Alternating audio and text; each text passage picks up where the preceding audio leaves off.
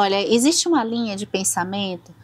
Na pandemia, a gente viu isso acontecer logo no começo, os piores dias, como muitas pessoas foram na direção de livros tristes, trágicos, falando de pestes, de pandemias, distopias catastróficas, mesmo vivendo em uma situação de tristeza, de medo. Existe esse lado. Eu vou para o lado oposto. Eu sempre fui para o lado oposto e continuo indo. Essa lista, a gente vai falar 17 livros, eram 15, e eu já organizando aqui achei mais 2. Então vocês ganharam mais 2 livros, fica até o final do vídeo para você ver. Olha, dias tristes, eu acho que nos dias que eu tô mais triste, momentos tristes, normalmente eu procuro leituras mais leves. A busca aqui é um pouco isso, mas tudo bem se você gosta de ler livros pesados. Eu aprendi ano passado com a Michelle Petit, esse é o livro número 1, inclusive, para você ler um dia que você esteja triste ou não. Mas eu aprendi com a Michelle Petit, nesse livro aqui, A Arte de Ler, quando ela fala dos trabalhos e dos estudos que ela faz em populações que sofreram, pessoas que sofreram traumas e trabalham histórias. A literatura do ponto de vista como um remédio, a literatura do ponto de vista curativo, e que meio que tanto uma história leve pode ajudar, quanto até aquela história pesada, de certo modo, pode ajudar também para a pessoa sublimar aquele trauma que ela viveu. O livro número 2, eu já vou chutar o pau da barraca, eu já vou voltar ao estilo Lilica de recomendar. Aqui também eu coloquei alguns livros que podem ser até um pouco tristes, mas eles terminam de um jeito que faz a gente ficar otimista, tá? Então não tem só livros de humor. Mas eu já vou começar deixando um negócio bem maravilhoso mesmo, do jeito que eu gosto, que é recomendar uma peça que eu sou apaixonada, que é nossa aqui do Brasil, do Dias Gomes, O Bem Amado. A gente tem a política sendo retratada numa galhofa da melhor qualidade. Acho difícil, num dia triste, a gente pegar O Bem Amado, inclusive é um livro curtinho, é formato de peça, então a gente vai lendo rápido, e não trazer um sorriso no nosso rosto. O livro número 3 dessa lista que eu fiz é esse aqui, acho que já estou falando direto aqui no canal, que é T.J. Klune. Esses estilos de filmes quentinho no coração são estilos de leitura que eu gosto bastante. E a qualidade que T.J. Klune coloca a história dessas crianças em um orfanato, estilo Sessão da Tarde, aquela melhor época da Sessão da Tarde para quem teve a infância na década de 80, início da década de 90, é maravilhoso. A Casa do Mar Cerúleo, essa história que mexe também com assuntos fortes, mas ele traz o tom do humor em muitas das partes, e ele faz também aquele estilo de história que tem aquele final tranquilo, aquele final que, mesmo a gente estando num dia triste e passando por uma história que carrega alguns dramas, é legal a gente saber o conforto que a gente vai sair dela. As memórias bem divertidas, acho que o livro de memórias mais divertido que eu já li é a Zélia Gattai, no seu Anarquistas, Graças a Deus. Também de volta e meia esse livro aparece nas listas do canal, porque ele é demais, assim, a perda das convenções. Diz que o humor trabalha muito em nós por aquilo inesperado. E a família da Zélia, que ela vai mostrar nas memórias, uma família que quebra as convenções da prática do dia a dia, vai para um lugar sem levar documento para tirar, para fazer alguma coisa numa instituição pública, e questiona, organiza idas ao cinema, só que muitas vezes não consegue comprar o ingresso para todo mundo, aí coloca um para sair e o outro entrar no lugar. Essa confusão, ela é contada de um jeito muito gostoso aqui no Anarquistas, Graças a Deus. Se você gosta de livros sobre memórias, acho que essa aqui, se você não leu ainda, pode ser uma boa pedida para aqueles dias mais tristinhos. Uma observação importante é que eu não estou colocando aqui livros que você vai ler em um dia somente triste, tá? Em um dia. Aliás, eu sou frontalmente contra essa denominação de livros para se ler em um dia. O livro número 6 é um livro raro. A gente tem o Rudyard Bregman, que constrói um livro trazendo passagens positivas, otimistas da história da humanidade. Porque a teoria dele é que, e faz sentido, durante a nossa vida, eu acho que é algo nato, intrínseco à nossa raça humana, né? Nossa seres humanos. O trágico, a notícia ruim, o pior, nos atrai mais do que o bom. Acho que por questão de sobrevivência, tá? Eu já vou antecipar aqui para falar que eu tô falando de humanidade, uma história otimista do homem.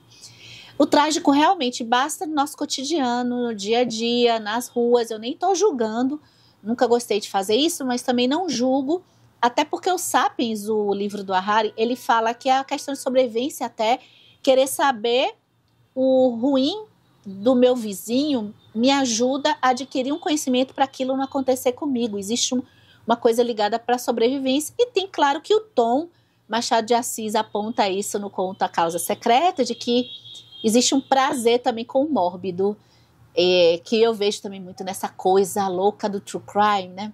Então, claro que tem os exageros. Mas, no geral, é até aceitável que a nossa espécie ela tenha uma tendência a querer mais saber de coisas negativas do que positivas.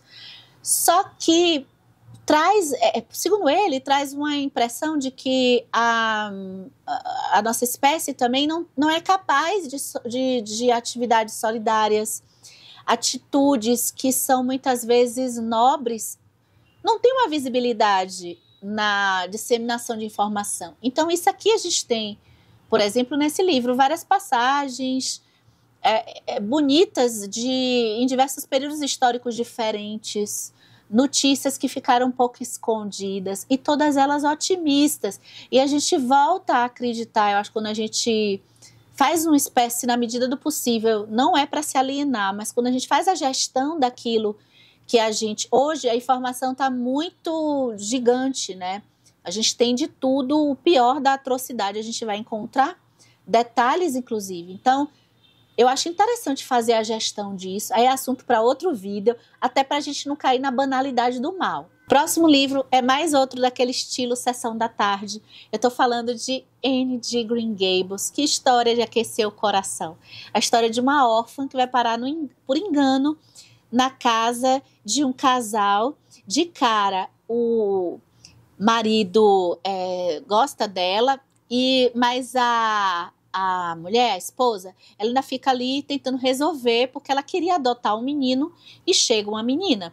Mas a Anne é adorável e o casal vai se afeiçoando a ela, embora ela tenha um hábito de falar demais. E o livro tem toques de humor, e eu acho que ele tem um tom parecido com os filmes também que eu assistia, filmes na Sessão da Tarde, assim, que carregavam dramas. Eu me lembro de ter assistido o Anne, só que uma história diferente, em que era um musical, que tinha uma menininha que era adotada por um senhor milionário. Na verdade, ela ia passar uma temporada com ele. Esse senhor era muito ranzinza e ela ia desconstruindo ele. É um pouco o que tem, ó, na Casa do Maceruni. Outro livro que, na verdade, é uma série. E aí, se você gosta de livros voltados para o público jovem, se para você livro não tem idade, não tem público-alvo, pode ser interessante. Se você não conhece ainda, dá uma chance para a série da Mediadora. O meu tá lá em cima no armário e eu quero voltar a essa série, que eu acho que eu vou continuar achando muito engraçada. A Susana, ela é uma jovem, acho que ela tem entre 15 e 16 anos. Deixa eu ver se eu me lembro, gente, eu nem pesquisei muito aqui. E ela vê fantasmas, e ela vai se mudar para essa cidade, ali na região da Califórnia.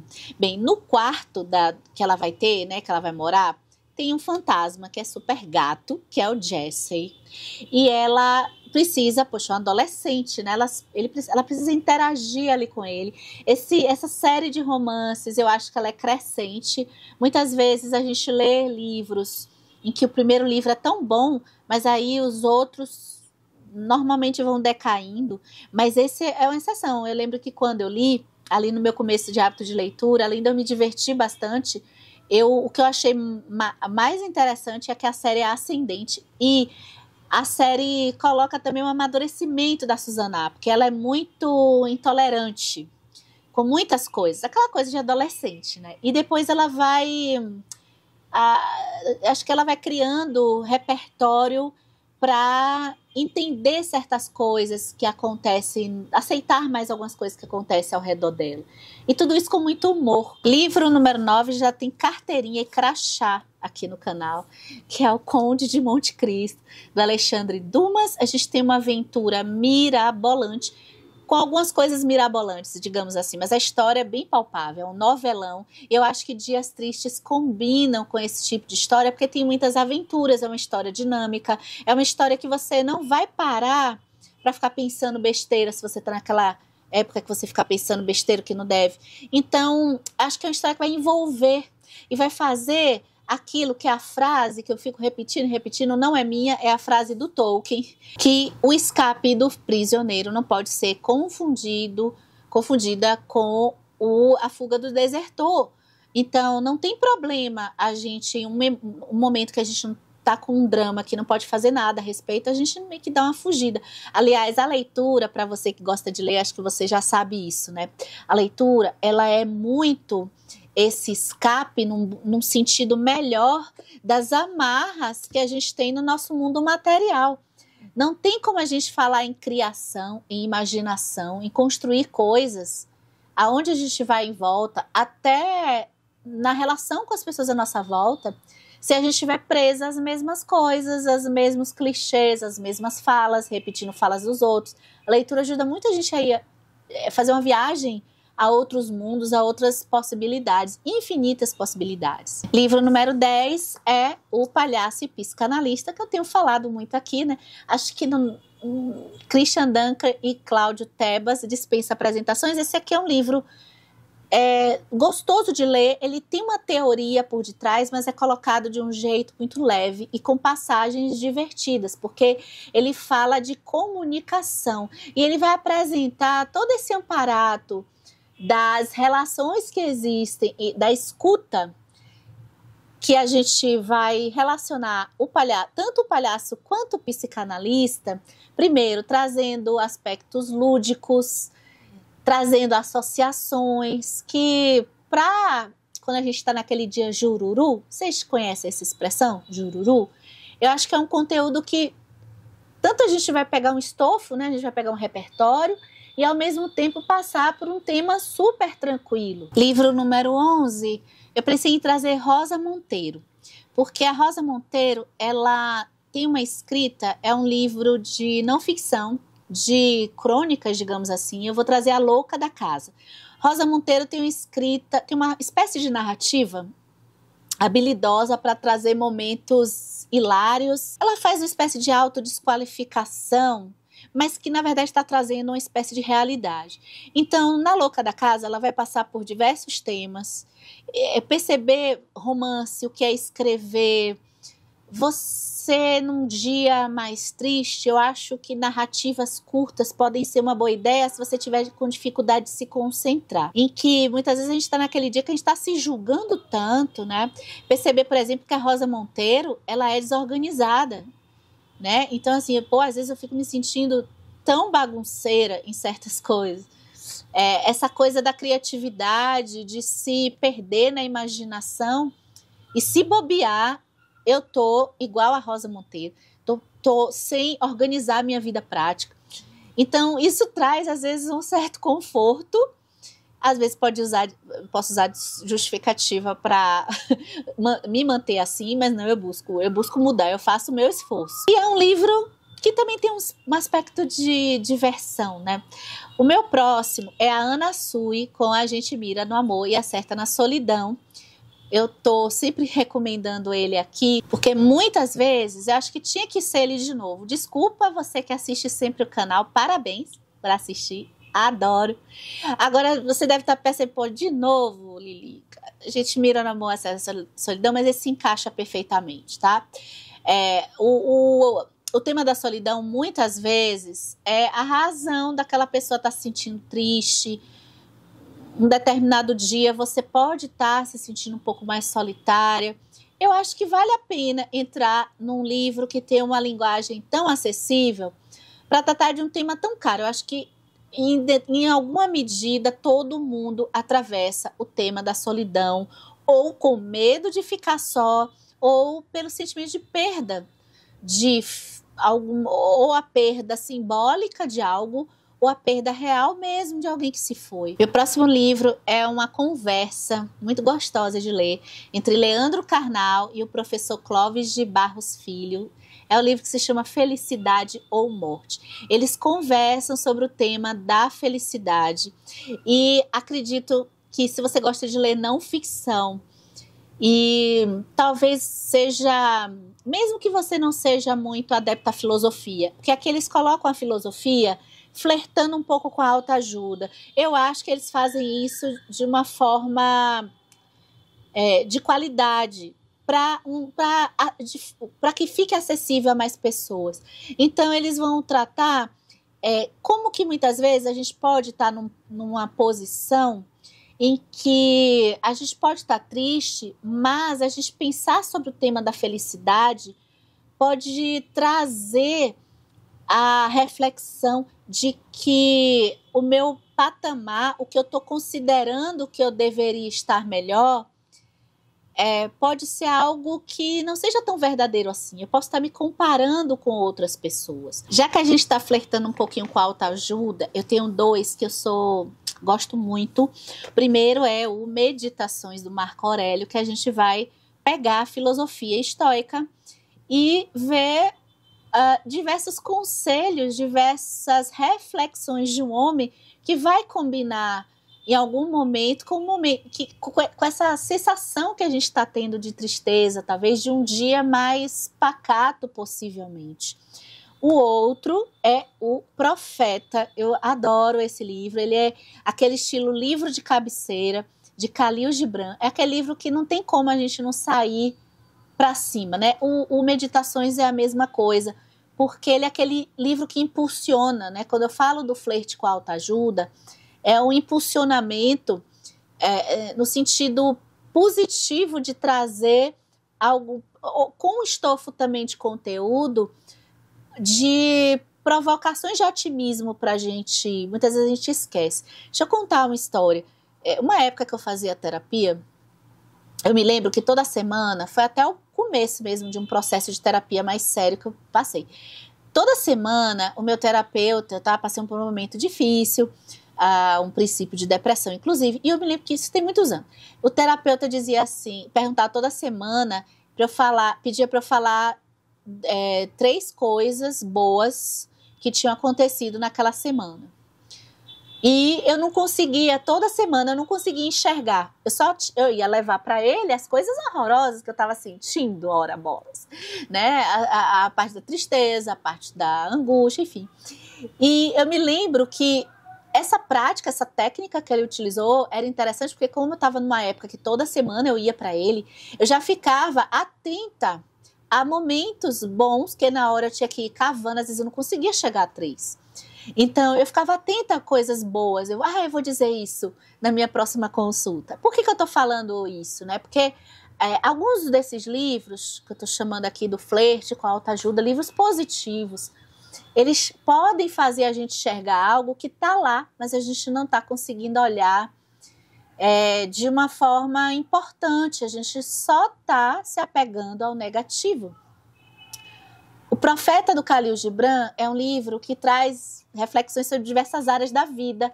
Quando a gente, muitas vezes, chega um momento de tristeza que a gente fica pensando, poxa, isso aqui não deu certo no meu trabalho, poxa, eu estou com esse problema com meu companheiro, minha companheira, poxa, eu estou num dia que eu estou me sentindo sozinha. Então, aqui sempre tem explicações de conselhos para a vida, em diversas áreas da vida, e que dá para desdobrar. Eu sempre... são conselhos curtos, mas procura ler esse livro, se você ainda não leu, ou se você vai voltar para ele, de vez em quando eu volto para ele, sem esse olhar do século XXI, que você tem que dar o check, para você ficar mais tempo pensando nele. Eu sempre falo que recomendo o canal do Nova Acrópole, que faz uma aula para cada item desse livro. Então, para cada capítulo, que é bem curtinho, às vezes é uma página, tem uma aula. Então, dá para desdobrar cada tema aqui e a gente, com certeza, o dia vai ficar bem melhor. E eu vou terminar, falei de todo... Ah, não, eu tenho que falar um para eu terminar com esse aqui. O que eu vou falar aqui é um livro que eu li, tem um tempinho, mas aí eu vou voltar para a comédia, para a gente terminar nesse finalzinho com uma comédia e um livro muito sensível, mas que tem um final otimista. Eu vou falar aqui de Luiz Fernando Veríssimo com esse livro, bota aqui, Diálogos Impossíveis. Olha, eu estava procurando onde está o meu, eu não sei se eu já passei adiante, se eu dei, eu estou aqui desesperada, eu fui procurar e não achei. Diálogos Impossíveis são diálogos fictícios criados pelo Veríssimo, de pessoas improváveis e situações improváveis de absurdo. É o auge do absurdo, o absurdo que eu amo. Então, o meu preferido é o Batman dialogando com o Drácula, mas tem Robespierre tentando subornar um carrasco, tem alguns artistas se encontrando. Eu queria até reler, porque muitos deles, na época, eu não conhecia. E é um livro que a gente vai se descontrair. Você está contraída? O que é a contração? Tá tenso? Relaxe, vai descontrair. Ó, meu momento coach, para terminar com um livro tão lindo, que Memórias. E eu não sei se ele é de agradar muita gente, tá? Mas eu acho que se ele pegar você como ele me pegou, você vai ter uma experiência de leitura maravilhosa. Eu achei ele legal para dias tristes, embora ele trate um drama, que é o drama de uma mulher que vai se sair de uma relação violenta. Então, Edward Louis, em Monique se Liberta, vai narrar como foi o processo da sua mãe em sair de um relacionamento abusivo. Então, são partes duras. Agora, esse é um livro otimista, porque ela consegue e ela se reconstrói. E, às vezes, a gente está lá no fundo do poço, imaginando se é essa a sua situação, e que parece, muitas vezes, que a gente não enxerga a luz, a gente não enxerga a possibilidade de fazer a eucatástrofe, que eu falo lá no Instagram, né? A eucatástrofe, que é fazer a virada, tá? Porque a gente não tem como lutar contra a contingência, mas assim, pegar essa força de um momento difícil para dar uma virada na vida é muito bom. E tem isso aqui com Monique se Liberta. Terminamos? Terminamos. Eu vou adorar ver a sua lista de recomendações que eu vou anotar para o dia que eu estiver triste, tristinha, para eu ler. Deixa aqui nos comentários para a gente socializar essas dicas. Até o próximo vídeo.